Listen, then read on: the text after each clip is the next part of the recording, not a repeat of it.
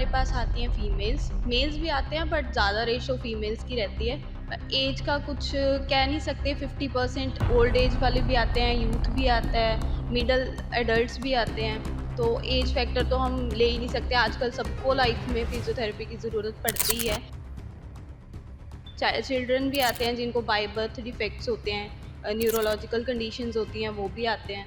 तो सबको ही मान सकते हैं कि सबको ही फिजियोथेरेपी की नीड है। अगर देखा जाए आज के समय में जो बाइक्स चलाते हैं या टू व्हीलर्स चलाते हैं या ऑटो वाला हो गया या ड्राइवर्स हो गए, उनको नेक प्रॉब्लम्स बहुत ज़्यादा हो रही हैं, कमर की पेन्स हो रही हैं। तो उसके एक रीज़न क्या है? और वो घर में अगर आपके पास नहीं आ सकते, घर में ऐसी कौन सी एक्सरसाइज होती है जिससे वो ठीक हो सकते हैं? जो आज की डेट में वर्किंग फीमेल्स हैं, उनको बहुत ज़्यादा परेशानी है।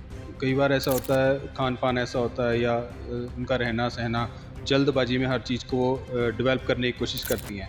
कहीं न कहीं उनकी जो पर्सनल बॉडी है, वो बिना एक्सरसाइज़ की होती है और कहीं न कहीं पेन शुरू हो जाती है। तो वो एज कैटेगरी क्या होती है और उनको क्या ऐसा करना चाहिए? 40s के बाद मोस्टली फीमेल्स में जैसे कहते हैं कि कैल्शियम की, विटामिन डी की विटामिन डी तो आजकल सब में ही डेफिशिएंसी है ही। तो कैल्शियम की डेफिशिएंसी फीमेल्स में होनी शुरू हो ही जाती है। तो उसके रिगार्डिंग बोन्स वीक हो जाती है, उससे रिलेटेड इश्यूज़ हो जाते हैं, मसल्स इश्यूज़ हो जाते हैं, क्योंकि फीमेल्स के लिए बहुत टफ होता है कि घर को भी देखना और जॉब भी करना। तो उनको डेली लाइफ में जैसे स्ट्रेचिंग्स हो गई या बॉडी में स्ट्रेंथ उतनी होनी चाहिए कि वो सारा वर्कलोड ले सके। तो उनके लिए एक्सरसाइजेस करना तो बहुत ज़रूरी है ही कि एटलीस्ट मॉर्निंग में हाफ एन आवर अपने आप को दे दे, अपनी बॉडी को दे दे, तभी ये चीज़ें पॉसिबल है कि वो घर भी देखे और जॉब भी देखे।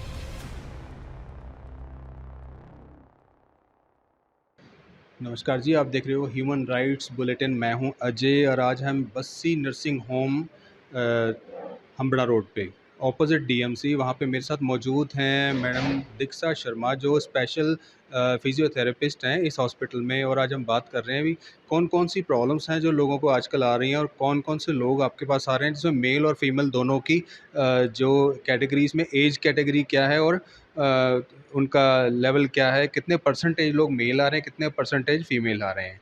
आपका स्वागत है चैनल में। Thank you so much. Mostly हमारे पास आती हैं फीमेल्स, मेल्स भी आते हैं बट ज़्यादा रेशो फीमेल्स की रहती है। एज का कुछ कह नहीं सकते, 50% ओल्ड एज वाले भी आते हैं, यूथ भी आता है, मिडल एडल्ट्स भी आते हैं। तो एज फैक्टर तो हम ले ही नहीं सकते, आजकल सबको लाइफ में फिजियोथेरेपी की ज़रूरत पड़ती ही है। तो मोस्टली फीमेल्स रहती हैं हमारे पास। चाहे चिल्ड्रन भी आते हैं जिनको बाय बर्थ डिफेक्ट्स होते हैं, न्यूरोलॉजिकल कंडीशंस होती हैं, वो भी आते हैं। तो सबको ही मान सकते हैं कि सबको ही फिजियोथेरेपी की नीड है। अगर देखा जाए आज के समय में जो बाइक्स चलाते हैं या टू व्हीलर्स चलाते हैं या ऑटो वाला हो गया या ड्राइवर्स हो गए, उनको नेक प्रॉब्लम्स बहुत ज़्यादा हो रही हैं, कमर की पेन्स हो रही हैं।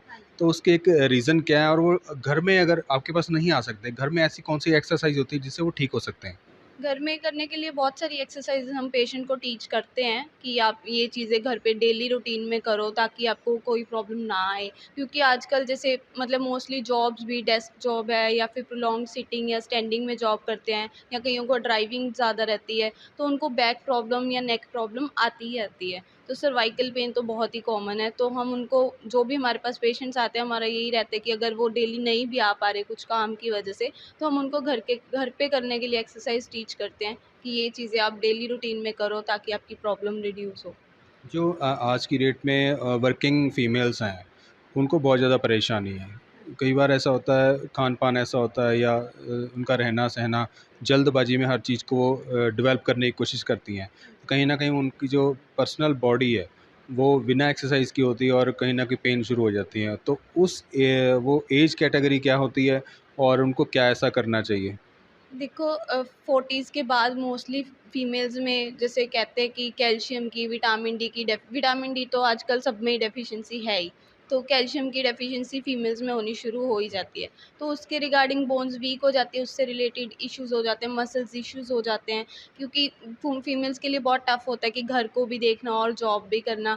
तो उनको डेली लाइफ में जैसे स्ट्रेचिंग्स होगी या बॉडी में स्ट्रेंथ उतनी होनी चाहिए कि वो सारा वर्कलोड ले सकें। तो उनके लिए एक्सरसाइजेस करना तो बहुत ज़रूरी है ही कि एटलीस्ट मॉर्निंग में हाफ एन आवर अपने आप को दे दे, अपनी बॉडी को दे दे, तभी ये चीज़ें पॉसिबल है कि वो घर भी देखे और जॉब भी देखे। तो वर्किंग वूमेन के लिए भी ज़रूरी है तो एक्सरसाइज। आपके पास ऐसे पेशेंट्स भी आते होंगे जिनका कई बारी फ्रैक्चर्स हो गया या किसी कारण कुछ हो गया है, तो वो पेशेंट्स जो है फिजियोथेरेपी करने के बाद कितने समय में वो रिकवर कर जाता है? फ्रैक्चर केसेस में मोस्टली जैसे हम अगर लेग्स की बात करें, लेग में कोई भी कहीं भी फ्रैक्चर हुआ है, नी से अबव ले लो, नी से नीचे ले लो, तो उनमें अगर तो ऑपरेटिव ट्रीटमेंट हुआ है, सर्जिकल ट्रीटमेंट हुआ है, तो हम 1 एंड हाफ मंथ तो वो बेड रेस्ट ही होता है, क्योंकि हमने उस पे वेट नहीं डालना होता फ्रैक्चर केस में।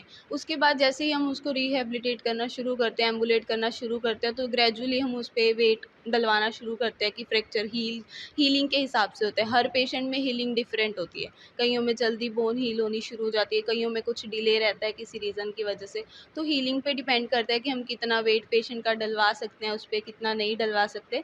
तो वो ग्रेजुअली प्रोग्रेस होता है, जैसे-जैसे पेशेंट की इम्प्रूवमेंट दिखती है, वैसे-वैसे होता है। तो इसमें एक चीज़ मुझे पूछनी थी, कई लोग क्या करते हैं फिजियोथेरेपिस्ट के पास ना जाके जल्दी ठीक होने के चक्कर में पेन रिलीफ टैबलेट्स खा लेते हैं। हाँ जी। तो वो टैबलेट्स कई बारी रेगुलर अगर खाना शुरू कर लेते हैं, तो उससे नुकसान क्या हो सकते हैं?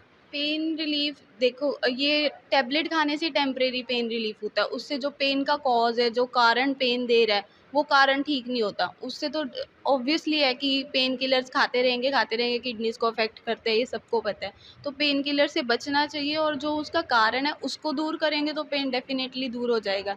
तो कारण पहचानने के लिए ज़रूर मतलब उनको चाहिए कि डॉक्टर को या फिज़ियोथेरेपिस्ट को विज़िट करें, ताकि उनका कारण जो है उसको ठीक करने में हम हेल्प करें, ना कि पेन को टेम्परेरी रिलीफ दें। जैसे आजकल आपने देखा होगा महिलाओं में एक प्रॉब्लम बहुत ज़्यादा मेन होती जा रही है। उठते-बैठते उनके लेग में पेन जाती है, लेग से कमर में चली जाती है, कई बारी घुटनों से नीचे भी चली जाती है। लेकिन वो समझ में नहीं आता वो क्या करती हैं, पेन किलर खा लेती हैं। तो उसमें कोई आपके ज़रिए कोई ऐसी एक्सरसाइज़ उनको बताई जाए जिससे वो ठीक हो सकें? जी, हम बिल्कुल बताते हैं। ये मोस्टली इसको जैसे शटिका पेन बोलते हैं, ज़्यादा बैठने से या ज़्यादा खड़े रहने से ये प्रॉब्लम होती है। क्योंकि फीमेल्स को सारा दिन खड़े रह के भी काम करना है, झुक के भी काम करना है, जो घरों में काम करती हैं। तो उनमें ये दिक्कत ज़्यादा देखने को मिलती है। हल्का-सा जैसे ज़्यादा बैठ गए, बॉडी में उतनी स्ट्रेंथ होती नहीं है, स्पाइन में उतनी मसल्स में स्ट्रेंथ नहीं है, तो डिस्क जो है नर्व कंप्रेस कर देती है, जिसको कहते हैं कि नस दब गई है, शटिका पेन, वो लेग में आना शुरू हो जाती है। तो वो पेन जब लेग में आती है तो उसका कारण तो बैक में है। स्पाइन में जो डिस्क हिली, उसने नस दबाई, वो कारण को दूर करेंगे तो लेग का दर्द जाएगा। अब कई होती हैं लेग्स की मसाज कर ली, मालिश कर ली हल्का-फुल्का, उससे दर्द दूर नहीं होती है। तो उसमें हमें पोस्चर का ध्यान देना होता है कि पोस्चर कैसा रखें, ज़्यादा झुक के काम ना करें, बेल्ट यूज़ करें सपोर्ट के लिए, ज़्यादा देर बैठे ना, या साइड कैसे लेनी है, उठना-बैठना कैसे है, वो सब सिखाना पड़ता है। और उसके लिए एक्सरसाइज करनी पड़ती है ताकि वो जो नस के ऊपर प्रेशर बन रहा है, कंप्रेस हो रही है, उसको हम हटाएँ और ठीक करें।